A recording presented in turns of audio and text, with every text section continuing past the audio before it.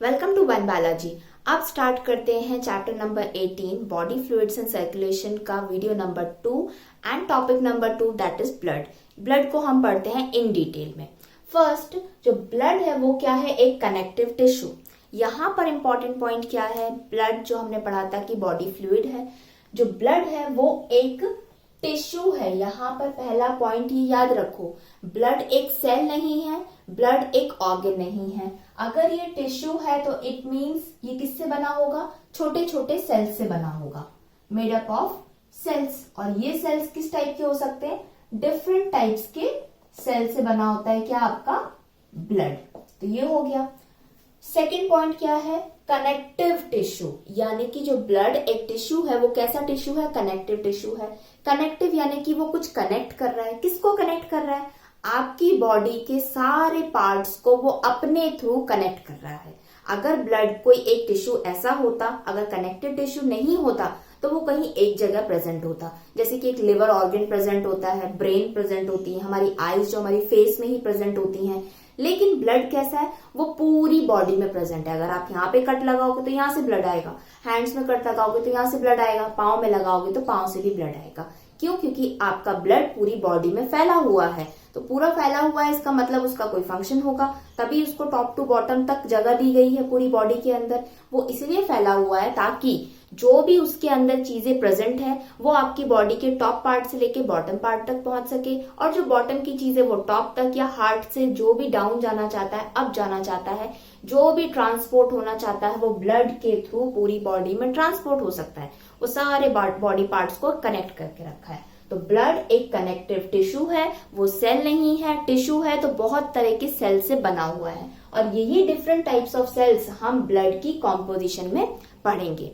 Next हम बात करते हैं जो ब्लड होता है, अगर ये कनेक्टिव टिश्यू है, पूरी जगह कनेक्ट कर रहा है, तो इट मीन्स ये सॉलिड नहीं होगा। सॉलिड होता तो एक जगह बैठा होता। तो ये कौन सी फॉर्म में होता है, लिक्विड फॉर्म में होता है। गैस फॉर्म में नहीं होता, सॉलिड फॉर्म में नहीं होता, लिक्विड फॉर्म में होता है। अगर ये लिक्विड है तो कैसा लिक्विड है, क्योंकि लिक्विड भी कई टाइप के होते हैं। कुछ पानी जैसे लिक्विड होते हैं, पानी को भी हम लिक्विड बोलते हैं। हनी होता है, शहद, उसको भी हम लिक्विड बोलते हैं। कफ सिरप्स जो होते हैं उसको भी हम लिक्विड बोलते हैं। अगर हम जूस बनाते तो उसको भी लिक्विड बोलते हैं। लेकिन सब डिफरेंट है क्योंकि उनकी कॉम्पोजिशन डिफरेंट है। पानी को अगर आप जमीन में डाल दोगे तो वो बह जाएगा, लेकिन अगर आप हनी को डालोगे जमीन में तो वो बहेगा नहीं, वो एक जगह थोड़ा सा रुक जाएगा। वो बहेगा, लेकिन जैसे जैसा उसका अमाउंट बढ़ता जाएगा तब वो धीरे धीरे मूव होना स्टार्ट हो जाएगा। तो जो ब्लड होता है वो लिक्विड है, लेकिन उसका नेचर कैसा है, वो विस्कस इन नेचर है, थोड़ा सा गाढ़ा है। क्यों, क्योंकि उसके अंदर छोटे छोटे डिफरेंट टाइप के सेल्स प्रेजेंट हैं, इसलिए वो पूरी तरीके से बहता नहीं है जैसा आप सोचते हो। नेक्स्ट हम बात करें नेचर की। ब्लड का नेचर कैसा है, ऑन द बेसिस ऑफ उसकी एसिडिटी एंड बेसिसिटी। तो ब्लड जो है वो बेसिक नेचर का है, और उसका जो पीएच है वो क्या है, 7.4। अगर 7 होता तो वो न्यूट्रल होता, 7 से कम होता तो एसिडिक इन नेचर होता। तो ब्लड बेसिक इन नेचर और उसका पीएच कितना है, 7.4 है। नेक्स्ट हम बात करें वेट। अब आप सोचोगे वेट, ब्लड का क्या वेट होता है। हाँ, हमारी बॉडी के अंदर ब्लड का वेट होता है। अगर आपकी पूरी बॉडी में से पूरा ब्लड निकाल दिया जाए तो आपका वेट थोड़ा सा डिक्रीज होगा। कितना डिक्रीज होगा वो कैसे पता लगाओगे, तो उसको पता लगाने की जरूरत नहीं है। यहाँ पे बस एक पॉइंट याद रखो, 8% ऑफ बॉडी वेट, यानी कि आपका जो भी बॉडी वेट हो, सपोज मान के चलो इजी वे में आपको लगेगा कि 100 kg क्यों बोल रहे हो, मान के चलो कि आपका वेट 100 kg है, ठीक है, आप 100 किलो के इंसान हो। अगर आप 100 किलो के इंसान हो तो उस 100 किलो के अंदर 8 किलो वजन आपका केवल ब्लड की वजह से होगा, ठीक है। तो 8% ऑफ बॉडी वेट, अगर आपका 60 है तो 8% ऑफ 60 निकाल लो, अगर आपका 45 है तो 8% ऑफ 45 निकाल लो। जो भी वैल्यू आएगी वो आपकी ब्लड की वैल्यू, ब्लड का वेट की वैल्यू आएगी आपकी बॉडी में। नेक्स्ट हम बात करते हैं, ये मैंने साइन बनाया मेल का और ये बनाया मैंने किसका, फीमेल का। मेल के अंदर जो नॉर्मल ब्लड माना जाता है कितना मिलता है, 5 से 6 लीटर तक एक हेल्दी मेल, एक हेल्दी लड़के में ब्लड होता है। अब वही बात करें अगर हम फीमेल की, तो फीमेल की बॉडी में एज कंपेयर टू मेल थोड़ा सा कम होता है। इनके अंदर 4 to 5 litre of blood present होता है। एक हेल्दी फीमेल के बारे में बात कर रहे हैं और हेल्दी मेल के बारे में बात कर रहे हैं। अब हम बात करेंगे किसके बारे में, कॉम्पोजिशन ऑफ ब्लड। जो ब्लड है उसके अंदर तीन चीजें प्रेजेंट है। फर्स्ट है आपका फ्लूइड मैट्रिक्स, यानी कि मैट्रिक्स कुछ ऐसे शीट लाइक स्ट्रक्चर हो गया। फ्लूइड मतलब लिक्विड तो है ही आपका ब्लड, तो इस तरीके का कुछ उसके अंदर स्ट्रक्चर्स फॉर्म हो जाते हैं, हमेशा नहीं। तो ये आपका पहला पॉइंट है, क्या, जो पहला कॉम्पोजिशन है ब्लड का। सेकेंड है इसके अंदर प्लाज्मा, क्या है इसमें, प्लाज्मा। और थर्ड है इसमें फॉर्म्ड एलिमेंट्स। अब आप सोचोगे ये तो मेरी बुक में भी लिखा हुआ है, अब इसको समझेंगे कैसे। इसको समझने के लिए आप एक एग्जाम्पल समझो। जब आप अपने घरों में दूध लेते हैं, आपकी मम्मियाँ दूध ले लेती हैं, उसके बाद बॉईल करती है, उसमें से मलाई निकलती है। आप मलाई को बहुत से लोग कलेक्ट करते रहते हैं 1 वीक तक या 2 वीक्स तक। कलेक्ट होने के बाद में उस मलाई को आप मिक्सर में डाल के क्या करते हो, घुमा देते होगे, फेंट देते हो, और क्या होता है, जो मक्खन होता है वो ऊपर आ जाता है और नीचे बच जाती है क्या, छाछ। तो वो दोनों ही यूजफुल होते हैं कि मक्खन को आप गर्म करोगे तो घी बन जाता है, छाछ से आप बटर मिल्क बना सकते हो, बहुत सी सब्जियां भी बन जाती हैं। तो एक दूध से, यानी कि अगर एक प्रोडक्ट की बात करें तो एक मिल्क से आपको छाछ मिल सकती है, आपको मक्खन मिल सकता है, आपको मलाई मिल सकती है, आपको घी भी मिल सकता है। क्या मैं आपको एक गिलास ऐसा दूध का दे दूं और बता सकते होगे, अगर मैं ये सब नहीं बताती, आपको पहले से नहीं बताया होता आपकी मम्मियों ने कि ये सब चीजें दूध से बनती हैं, कि दूध के अंदर ये सभी चीजें प्रेजेंट होती हैं, दूध के अंदर ये सभी चीजें प्रेजेंट होती है, लेकिन आपको कुछ प्रोसेस करना पड़ता है तभी आप उनमें से चीजों को निकाल पाते हो। उसी तरीके से जो ब्लड होता है, आप मान के चलो दूध है वो, अगर ऐसी एक टेस्ट ट्यूब के अंदर ग्लास के अंदर भर देंगे तो आप नहीं बता सकते कि इसके अंदर क्या क्या चीजें हैं। ब्लड को हम किसी प्रोसेस में डालेंगे, उसके बाद हमें इसमें से कुछ कुछ चीजें मिलेंगी, उस बेसिस पे हम बता सकते हैं कि ब्लड के अंदर 3 चीजें हैं। तो इसका मतलब उससे पहले अगर जो एक प्रोसेस हुआ, सेंट्रीफ्यूगेशन उस प्रोसेस को बोलते हैं, उससे पहले हम ये नहीं बता सकते कि ब्लड के अंदर क्या था। जब एक बार किसी साइंटिस्ट ने ब्लड को टेस्ट ट्यूब में लेके सेंट्रीफ्यूगेट कर दिया, जैसे दूध को मलाई को घुमा दिया मिक्सर के अंदर, उसी तरीके से ब्लड को टेस्ट ट्यूब में लेके सेंट्रीफ्यूगेट कर दिया, बहुत तेज स्पीड में घुमा दिया, और वो स्पीड आप कह सकते हो 15,000 RPM। इसका मतलब है 15,000 बार राउंड्स लिए गए पर मिनट। 1 मिनट के अंदर एक टेस्ट ट्यूब के अंदर ब्लड को रख कर उसको 15,000 बार 1 मिनट में घुमा दिया। जैसे ही उसको घुमाया, सेम जो मिल्क का हाल हुआ था वही ब्लड का हुआ, लेकिन यहाँ पे कुछ डिफरेंट हो गया। जैसे कि हमने मिल्क में से जो मलाई को घुमाया था तो ऊपर मक्खन आ गया था जो हल्का हल्का था, और नीचे पानी रह गया था। लेकिन ब्लड के साथ ऐसा नहीं है। जैसे ही ब्लड को सेंट्रीफ्यूगेट करते हैं तो ब्लड में नीचे कुछ चीजें बैठ जाती हैं और ऊपर कुछ चीजें तैरने लगती हैं। तो ऑब्वियस सी बात है, जो ऊपर तैर रही हैं वो हल्की होगी और जो नीचे है वो थोड़ी सी वेट होगा उसके अंदर। तो अब ये तीनों में से केवल हमें 2 पढ़ने हैं। जब हमने किसी बॉडी से ब्लड को निकाला, ह्यूमन बॉडी से मान के चलो, टेस्ट ट्यूब में डाला, सेंट्रीफ्यूगेट कर दिया बहुत हाई स्पीड में, तब ब्लड ने टेस्ट ट्यूब में क्या फॉर्म कर दिया, 2 लेयर्स फॉर्म कर दी। ये ऊपर वाली 1 और नीचे वाली 2। तो ऊपर वाली लेयर को हमने बोला क्या, प्लाज्मा, और नीचे वाली लेयर को हमने क्या बोल दिया, फॉर्म्ड एलिमेंट्स।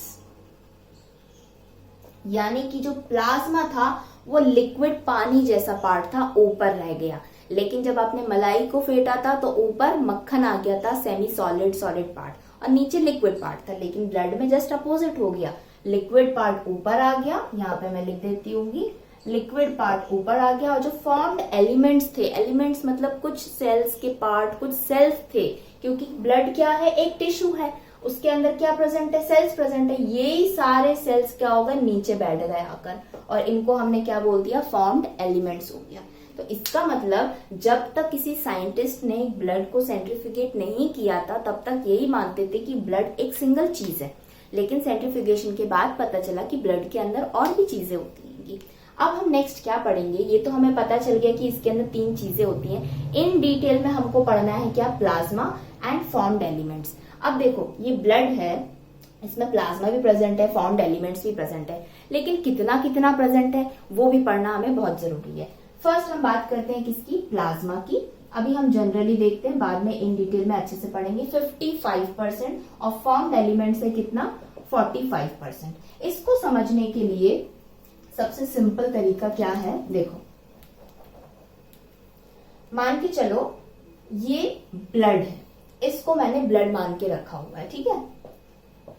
अब ये ब्लड में मैं बोल रही हूं कि जो प्लाज्मा है, यानी कि जो लिक्विड पानी जैसा पार्ट है, वो 55% है। अगर ये टोटल 100 है तो इसका ये बीच वाला कितना हो जाएगा, यहाँ पर ये हो गया 50। इससे थोड़ा सा एक्स्ट्रा मैं ले लेती हूँ तो ये कितना हो जाएगा 55 हो गया। तो ये वाला पार्ट एक्स्ट्रा 55 वाला पार्ट कितना हो गया आपका प्लाज्मा हो गया। और जो बाकी का 45 वाला पार्ट बचा, 45% बचा, वो क्या हो गया आपका फॉर्म्ड एलिमेंट्स हो गए। जैसे मैंने यहाँ पे सेपरेट सेपरेट बताया है, वो सेपरेट नहीं होते। प्लाज्मा और फॉर्म्ड एलिमेंट्स मिक्स होते हैं ब्लड के अंदर, लेकिन अगर हम कॉम्पोजिशन के बारे में बात करें तो इसकी प्लाज्मा की जो मात्रा होती है वो थोड़ी ज्यादा होती है as compared to formed elements, और ये आपस में मिक्स करके क्या बना लेते हैं, एक ब्लड। तो अब हम डिटेल में क्या देखेंगे, प्लाज्मा को फर्स्ट देखेंगे कि प्लाज्मा में और क्या क्या चीजें प्रेजेंट होती हैं और फॉर्म्ड एलिमेंट्स के अंदर और क्या क्या चीजें प्रेजेंट होती हैं। अब इन डिटेल में समझते हैं प्लाज्मा को। जैसे कि मैंने बताया जो ब्लड है उसके अंदर प्लाज्मा 55% है मैक्सिमम, और जो फॉर्म्ड एलिमेंट्स हैं जो भी हम बाद में पढ़ने वाले हैं वो जस्ट 45% है।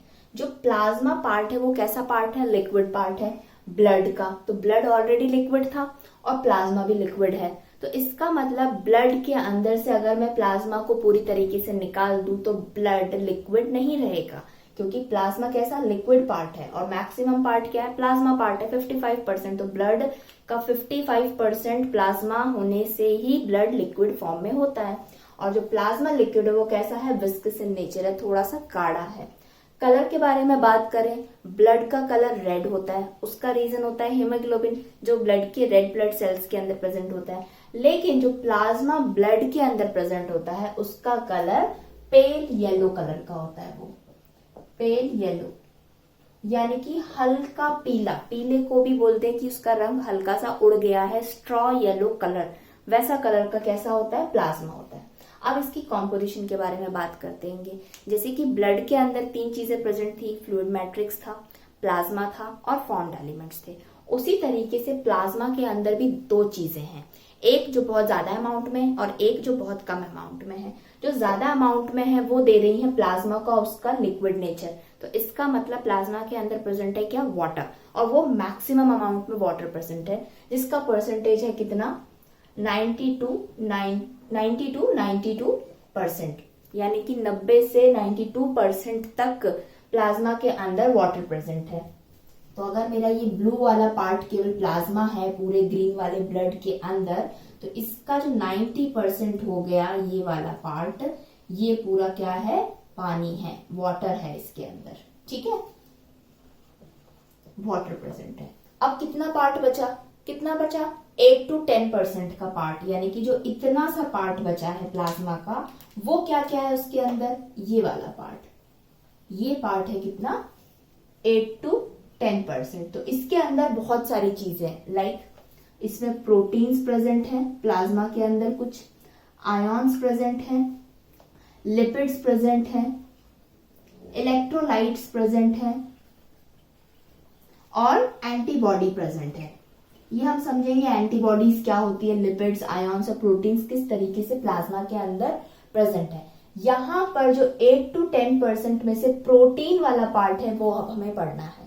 इंपॉर्टेंट क्या है, 3 प्रोटीन्स, यानी कि बहुत सारे प्रोटीन्स प्रेजेंट होते होंगे प्लाज्मा के अंदर, पूरे ब्लड के अंदर, लेकिन प्लाज्मा के केवल 3 प्रोटीन्स के बारे में ही आपकी बुक के अंदर दे रखा है।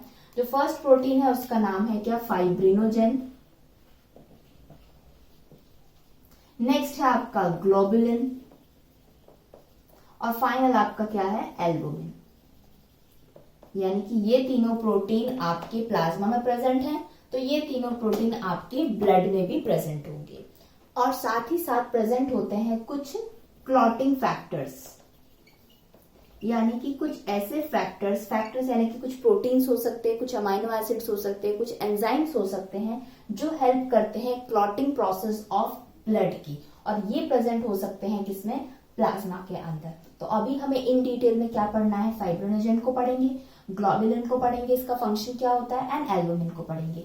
यहाँ पे एडिशनली एक चीज और क्या पढ़ लेते हैं जो आगे डिटेल में तो हम पढ़ेंगे, कि जो ब्लड था उसमें जो 55% प्लाज्मा था और 45% जो फॉर्म्ड एलिमेंट्स थे। ये फॉर्म्ड एलिमेंट्स क्या है, ये फॉर्म्ड एलिमेंट्स हैं क्या आपके आरबीसी, डब्ल्यूबीसी एंड प्लेटलेट्स।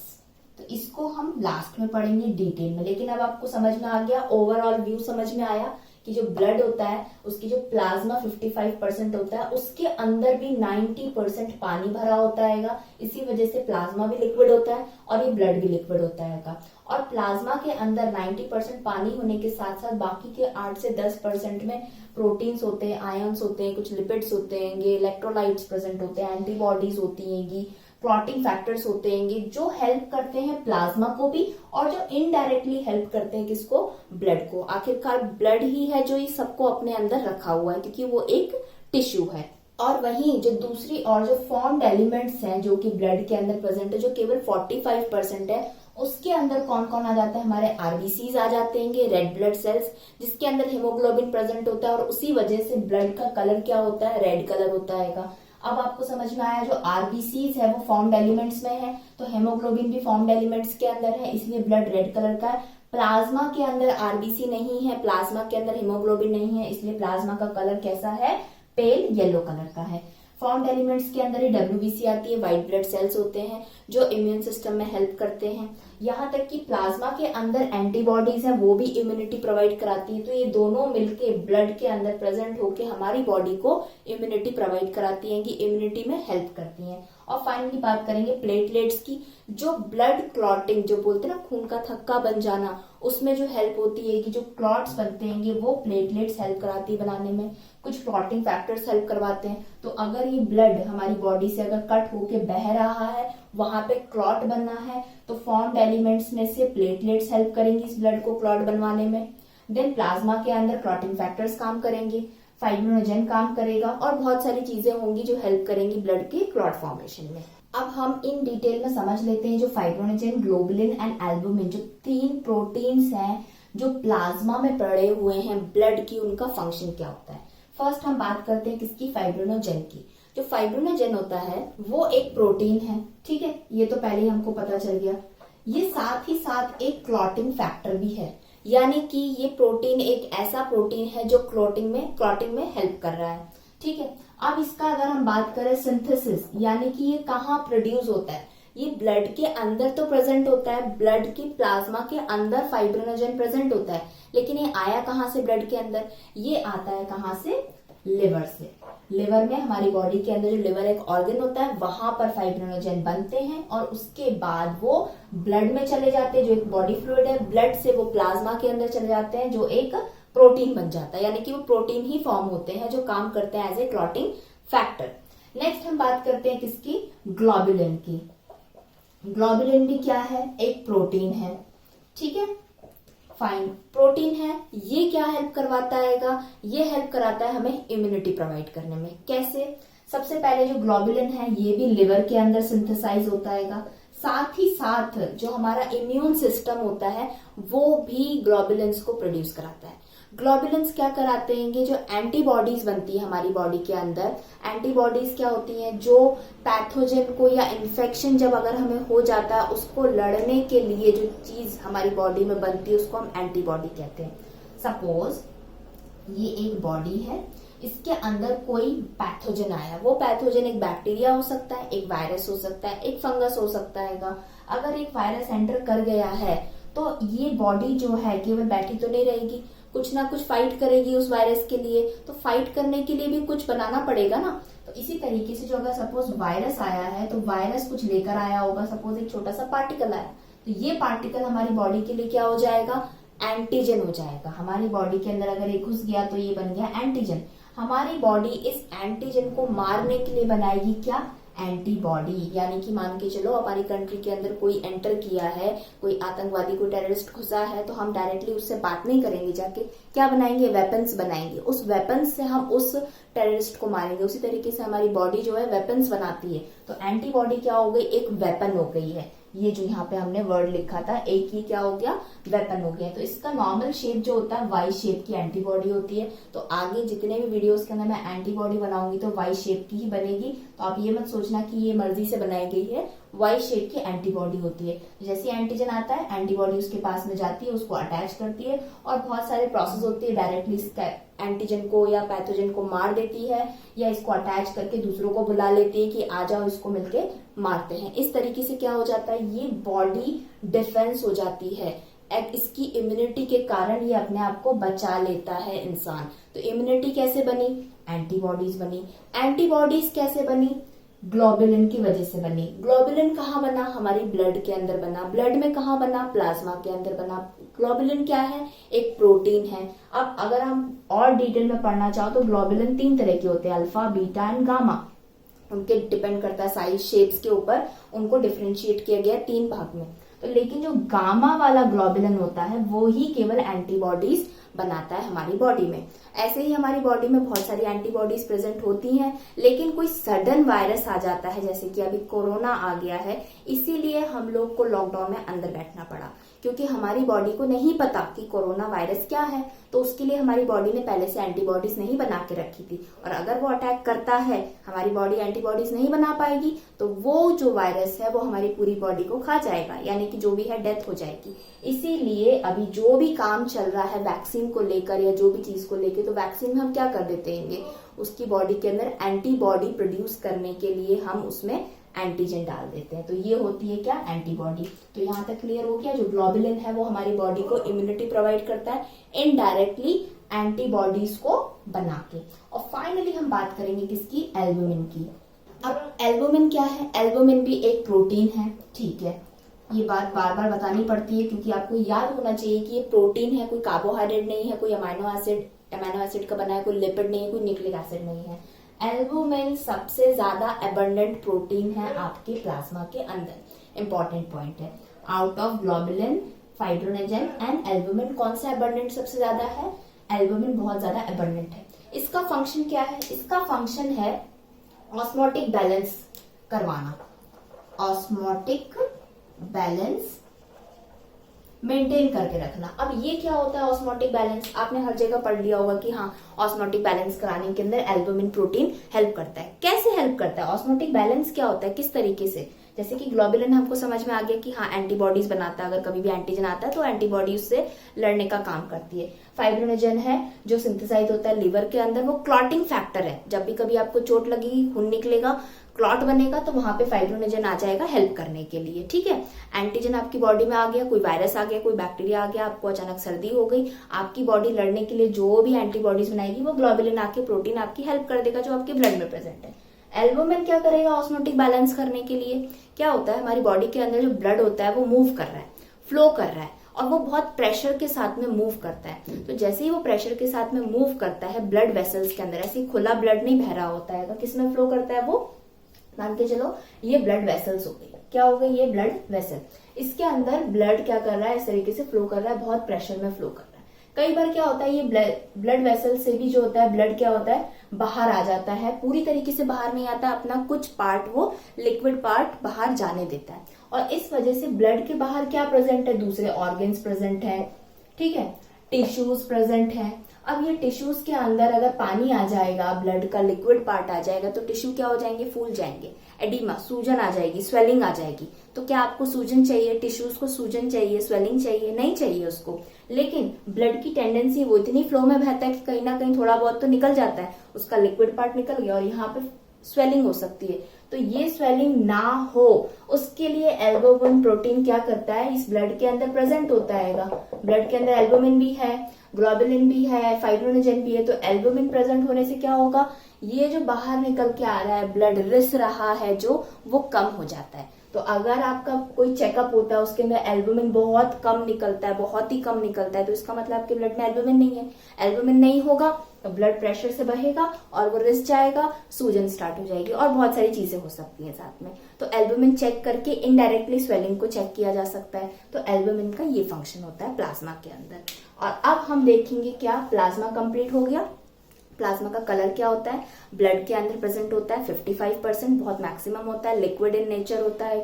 उसमें हमें केवल 3 प्रोटीन्स पढ़ने थे, फाइब्रोनेजन, ग्लोबुलिन, एल्बुमिन, इन तीनों का फंक्शन पढ़ना था। साथ ही साथ इसके अंदर बहुत सारी चीजें होती हैं जो क्लॉटिंग में, इम्यूनिटी में हमको हेल्प कराती हैं। अब हम देखेंगे किसको, फॉर्म्ड एलिमेंट्स के आरबीसीज को, डब्ल्यूबीसीज को एंड प्लेटलेट्स को। उससे पहले एक और चीज, जो हमने बॉडी फ्लूइड्स के अंदर ब्लड स्टार्ट किया था, ब्लड के अंदर हमने प्लाज्मा स्टार्ट किया, अब हम फंक्शन देखेंगे कि ब्लड का क्या इंपॉर्टेंट फंक्शन है और उसमें प्लाज्मा कैसे हेल्प कर रहा है, या प्लाज्मा के अंदर जो चीजें हैं वो कैसे हेल्प कर रही हैं।